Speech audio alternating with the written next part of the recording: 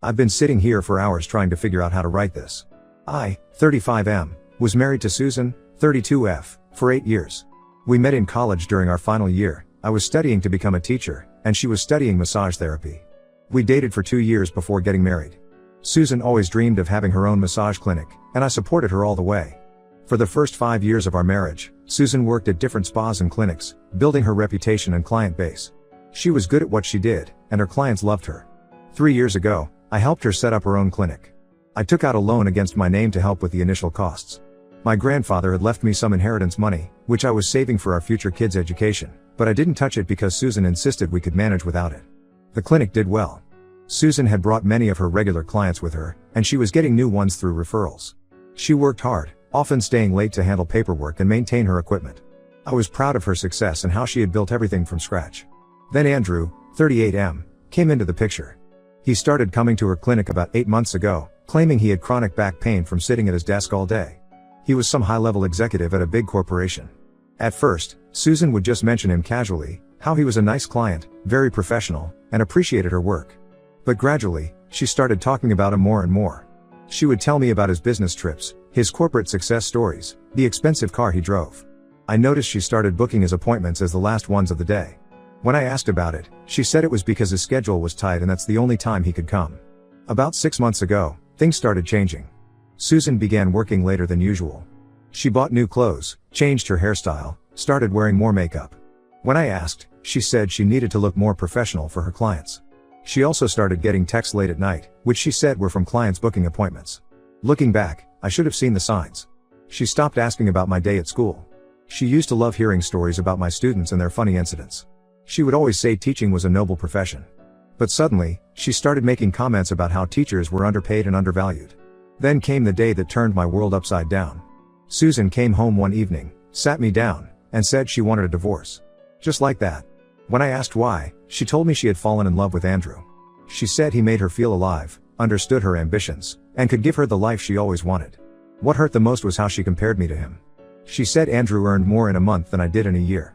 He had a penthouse in the city, drove a Mercedes, and could take her to expensive restaurants. She said being with him made her realize how she had settled for less with me. I asked her if our 8 years of marriage meant nothing. She replied that she was grateful for my support but she couldn't keep pretending to be happy with a simple life anymore. She said Andrew took her on surprise weekend trips, bought her designer bags, and showed her what real success looked like. After she moved out, I found out from her sister Amy, 29F, that Susan had been seeing Andrew for 3 months before asking for the divorce. They would meet after her clinic closed, and all those late nights of paperwork were actually dates with him. Amy was against what Susan was doing but felt caught in the middle. My parents were devastated. They had always loved Susan like a daughter. Mom, 58F, would have her over for lunch every week, taught her our family recipes, and even gave her grandmother's jewelry. Dad, 60M, helped renovate her clinic space when she first opened it. They couldn't understand how she could do this to our family. The divorce proceedings were brutal. Susan wanted half of everything, including my inheritance from grandfather. Her lawyer argued that she had contributed to my career growth by supporting me as a teacher. Thankfully, the judge didn't buy it since the inheritance was specifically left for my future kids' education. The divorce was finalized last month. Susan got her clinic and her car, I kept the house and my inheritance. We didn't have kids, which was probably for the best. Throughout the proceedings, Susan kept talking about her wonderful new life with Andrew, how he was her soulmate, and how she finally felt truly happy. I threw myself into my work after the divorce. Started going to the gym, reconnected with old friends. My friend Mark introduced me to Rachel, 33F, at his barbecue last month. She's a kindergarten teacher at another school. We clicked immediately, sharing stories about our students and laughing at similar classroom experiences. She's so different from Susan, genuine, caring, and actually proud of being a teacher. Yesterday, I got a call from Anna, 31F, Susan's best friend. She sounded serious and said she needed to talk to me about Susan. I've known Anna since college, and she's usually pretty straightforward. For her to be this cryptic means something big must have happened. We're meeting tomorrow for coffee. I thought I had finally moved past this whole mess, but this call from Anna has me worried. I'll update once I know what this is about. Update 1: The meeting with Anna yesterday turned my world upside down again, but in a different way this time. I met her at the coffee shop near my school. She was already there when I arrived, fidgeting with her coffee cup, which was unusual for her normally confident demeanor. Anna started by apologizing for getting involved, saying she wouldn't normally do this, but she felt I deserved to know what happened. Then she told me everything that went down last week. Apparently, Susan had been planning a surprise lunch visit to Andrew's office. She had even bought an expensive tie for him from some designer brand. When she arrived at his office building downtown, she told the reception she was Andrew's girlfriend and wanted to surprise him for lunch. The receptionist looked confused and said Andrew was already out for lunch with his wife. Susan thought she had heard wrong. She argued with the receptionist, saying there must be some mistake because Andrew was divorced. The receptionist, looking uncomfortable, showed Susan a family photo on the lobby wall. There was Andrew with his wife and kids at some company picnic. Susan refused to believe it and decided to wait in the lobby. About 20 minutes later, Andrew walked in with a well-dressed woman and 2 kids, 8M and 6F. They were all laughing about something, looking like the perfect family. According to Anna, Susan just stood there frozen, watching them. The woman was holding Andrew's arm, and the kids were calling him daddy. That's when Susan lost it. She walked right up to them in the lobby and confronted Andrew. Anna said Andrew's reaction was the worst part. He was completely calm, like he had been caught in a minor inconvenience rather than a life-shattering lie. He simply told Susan that she was nothing more than a fling, and he had never planned to leave his family. His wife, who Anna said is some hotshot lawyer named Sarah, was shocked at first but quickly put the pieces together. She asked Susan how long this had been going on. When Susan said 6 months and mentioned the penthouse, Sarah exploded. Turned out the penthouse was a company apartment meant for visiting clients, and Andrew had been charging all his dates and gifts to the company card. The truth came tumbling out right there in the lobby. Andrew had been married for 12 years. All those business trips he told Susan about? Most were fake. He would tell his wife he was at work and tell Susan he was traveling. The late-night appointments at Susan's clinic were his primary excuse to his wife. The expensive gifts he bought Susan? All charged to his company as business expenses. The fancy restaurants? All private places where he wouldn't be recognized. He had orchestrated everything perfectly to keep his double life hidden. Anna told me Susan hasn't left her apartment since that day, except to go to work. She's been a complete mess, finally realizing how Andrew had played her. But here's the real reason Anna wanted to meet me: Susan wants to come back. She's been telling Anna how she made the biggest mistake of her life leaving me, how she now sees what true love and respect look like. I couldn't help it, I laughed. Right there in the coffee shop, I just started laughing. Anna looked shocked, but I couldn't stop. The irony was too much. Susan left me because Andrew was everything I wasn't, and now it turns out Andrew isn't even who he pretended to be. I showed Anna the screenshots I had saved from our divorce proceedings, where Susan wrote about how Andrew was her soulmate and how she had never been happier. I asked Anna if Susan was manipulated when she wrote those things too, or when she tried to take my grandfather's inheritance meant for my future kids. Then Anna told me about the aftermath. Sarah, Andrew's wife, is going after both Andrew and his company. She's filed for divorce and is building a case about his misuse of company resources. The company fired Andrew to avoid scandal, but Sarah is still pursuing legal action. The situation is affecting Susan's clinic too. Word got around about her affair with a married client, and people in our small community aren't very forgiving. Many of her regular clients have stopped coming. Some were friends with Sarah through their kids' school and sided with her. Others just didn't want to be associated with the scandal. I told Anna to tell Susan not to contact me. I'm done. I'm happy with Rachel, who actually respects me and shares my values. She loves being a teacher and understands the satisfaction of making a difference in kids' lives. Just last weekend, we went hiking, and she had packed lunch for us, something Susan always thought was too simple and beneath her. As I was leaving, Anna tried one last time, saying people deserve second chances. I told her that second chances are for mistakes, not for deliberate choices. Susan didn't just cheat, she chose to belittle me, tried to take my inheritance, and threw away 8 years of marriage for a fantasy. I'll update if anything significant happens, but honestly, I hope this is the end of it. Rachel and I are planning a weekend trip to the beach next month, and I'd rather focus on building my new life than dwelling on the ruins of my old one. Update 2: Things have escalated quite a bit since my last update. Despite my clear message through Anna, Susan has been relentless in trying to contact me. It started with her showing up at my school during lunch breaks. The first time, I was in the teacher's lounge when another teacher told me someone was asking for me at the front office. I went there to find Susan waiting. She looked different, no designer clothes or fancy jewelry anymore, just regular work clothes. When she saw me, she started crying and trying to talk about how sorry she was. I walked away without saying anything. But she kept coming back almost every day for a week, until I had to talk to my principal about it. My principal was very understanding. Turns out his wife had left him for someone else years ago, so he got where I was coming from. He instructed the front office not to let Susan in and told me to document every time she tried to contact me, just in case things got worse. After she couldn't reach me at school, she started sending emails.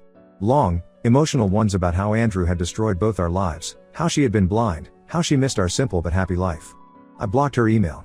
She made new accounts. I blocked those too. Then she started sending handwritten letters to my house. I returned them all unopened. Last week, she crossed a line I never thought she would.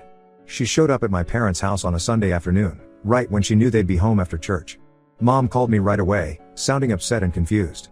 Susan had been crying on their doorstep, telling them I was being cruel by not giving her another chance. By the time I got there, Mom had let her in, and they were sitting in the living room. Susan was telling them how depressed she was, how she couldn't sleep at night thinking about how she'd ruined everything, how Andrew had manipulated her. Mom, being the kind person she is, was actually feeling sorry for her. That's when I lost it. I told my parents everything I had been protecting them from. How during our marriage, she had started making snide comments about my career choice. How she had compared my salary to Andrew's, my car to his Mercedes, our house to his penthouse. How she had written in legal documents that Andrew was her soulmate and our marriage had been settling for less. Then I revealed something I hadn't told anyone before. During the divorce, Susan had tried to claim part of my grandfather's inheritance. She knew that money was sacred to me. My grandfather had worked his whole life as a janitor, saving every penny so his grandkids could give their children the education he never had. Susan tried to argue she deserved it for supporting my teaching career, the same career she later belittled. The look on my parents' faces changed immediately. Mom stopped patting Susan's hand. Dad, who had been quiet until then, stood up and told Susan to leave. As she was walking out, she turned and said she would do anything to make things right. I told her the only right thing she could do was stay out of my life. Rachel has been amazing through all this. She suggested we take a trip to get away from all the drama. We're planning to visit my cousin in California next month. He lives near the beach, and it'll be good to have some peace and quiet. I've also heard through mutual friends that Susan's clinic is about to close down. Most of her clients have left, some because of the scandal with Andrew, others because they don't trust her professional boundaries anymore. She can't afford the rent without her regular clients. The loan I had taken out to help her start the clinic is still in my name, but thankfully it's almost paid off. I don't feel any joy in seeing her business fail. But I don't feel sorry for her either. Every time I start to feel a hint of sympathy, I remember how she tried to take my grandfather's money, how she mocked my profession, how she threw away our marriage for a lie. Rachel says I'm handling this better than most people would. Maybe it's because I've had time to process everything, or maybe it's because having her in my life shows me what a healthy relationship should look like. Either way, I just want this chapter of my life to be over. I'll update again if anything significant happens. Update 3: I decided to write one final update to give closure to everyone who has followed my story. These past few months have been quite eventful, and I want to share how everything turned out. Susan's clinic officially closed down last month. Amy told Mom that Susan couldn't keep up with the rent after losing most of her clients. She tried to sell the business, but no one was interested. The equipment was sold off to cover the remaining loan payments. She's now working as a regular massage therapist at a spa across town, making less than half of what she used to. Amy also mentioned that Susan had to move back in with their parents because she couldn't afford her apartment anymore. Apparently, she had been living beyond her means even after Andrew was gone, thinking she could somehow maintain the lifestyle he had shown her. She maxed out her credit cards and couldn't keep up with the payments. Speaking of Andrew, his life fell apart completely. His wife Sarah won their divorce case. She proved he had misused company resources to fund his affair with Susan and several other women before her. Yes, Susan wasn't the first. Sarah's investigation uncovered at least 3 other affairs in the past 2 years. Andrew lost his job, his reputation, and most of his assets. Sarah got full custody of their kids and their house. Andrew had to pay a significant settlement, including most of his savings and investments. He couldn't find work in our city. Word had spread in the corporate circle about his misconduct. Last I heard from a mutual friend, he moved to Arizona to start over. Rachel and I moved in together last month. It just felt right. She gets along wonderfully with my parents, Dad already treats her like a daughter, and Mom loves having her help with Sunday dinners. Rachel's family has welcomed me too. Her dad and I go fishing sometimes, and her mom keeps trying to feed me because she thinks I'm too skinny. 2 weeks ago, Susan's mom called me. She went on about how Susan was a changed person, how she had learned her lesson, how she cried herself to sleep every night. She asked me to at least talk to Susan, saying everyone deserves a chance at redemption. I was polite but firm. I told her that while I appreciated her concern, that chapter of my life was permanently closed. Some of our mutual friends think I'm being too harsh. They say Susan is truly sorry and that forgiveness would be good for both of us. But they don't understand. This isn't about forgiveness, it's about consequences. Susan didn't make a mistake in a moment of weakness. She made calculated decisions over months to cheat, leave, and then try to take what she could in the divorce. Rachel and I are talking about marriage. Not right away, but it's on the horizon. She understands me in a way Susan never did.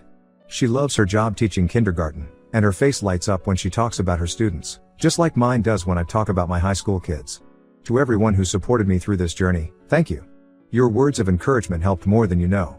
And to those going through similar situations, remember that you deserve someone who respects you, values you, and loves you for who you are, not what you can provide. This will be my last update. Life has moved on, And it's time to close this chapter completely.